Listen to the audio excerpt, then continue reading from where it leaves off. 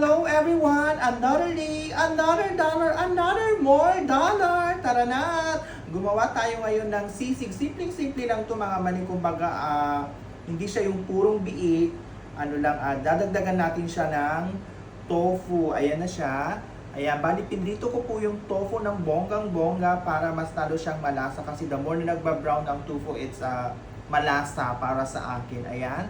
And then, sibuyas. Siguro alam nyo na siguro kung anong mga rekado ng mga sisig mga mani. Ayan, sibuyas na Morgana dahil alam nyo yan, anti-cancer yan ng bongga.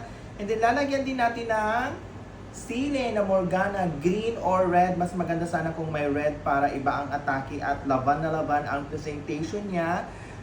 Lalagyan din natin ng Reno, ayan, ng liver spread ng bongga para mas lalo siyang malasa at huwag nating kakalimutang lagyan ng mayo. Pero konti lang ilalagay natin mayo para hindi siya ma-overpower.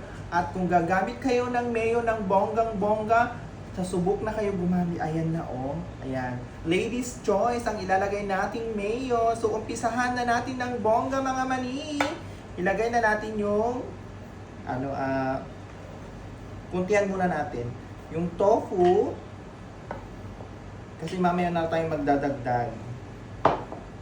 Ayan, ilagay natin dito. And then ilagay din na natin yung kalaban. Ayan.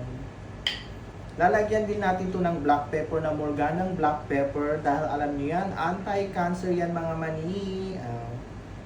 Ito bali pinakuluan ko na to sa asin at saka bawang, and then konting yung sili, ang tawag doon yung powder na sili, ayan, para iba ang atake.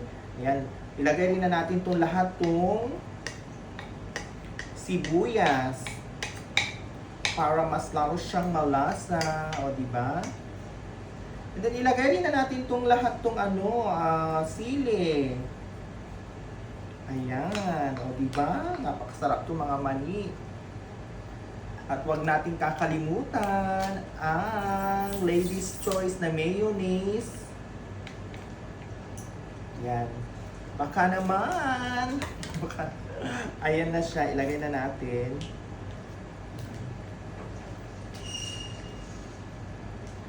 Ayan. Saka na natin siya haluin mamaya pag nailagay na natin lahat ng mga ingredients mga mani, no, di ba?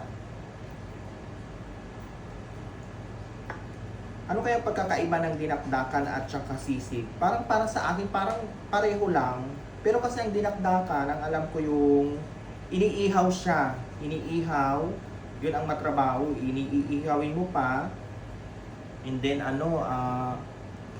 saka mo na naman siya yan, lagyan din natin ng konting paminta na Morgana. Mamaya maglalagay tayo ng konting asin. Dapat konti lang ang ilalagay nating mayo, pero mas maganda rin kung maraming mayo ilalagay natin. Ayan, ilagay rin na natin tong liver spread. Liver talaga, ayan. Para lagyan natin siya. Ayan na siya. And then titikman natin yan mga mani mamaya pag nahalo na natin ng bongga. Ayan na siya. Nahaluin natin siya ng bongga. I think tama na siguro yung isang pack na mayo. Kasi minsan din pag nasobrahan ng mayo, nag-iiba rin yung lasa. Kaya dapat tansyahin nyo din mga mani. Ayan. Masarap to mamaya kasi may sizzling plate kami. So, natin mamaya.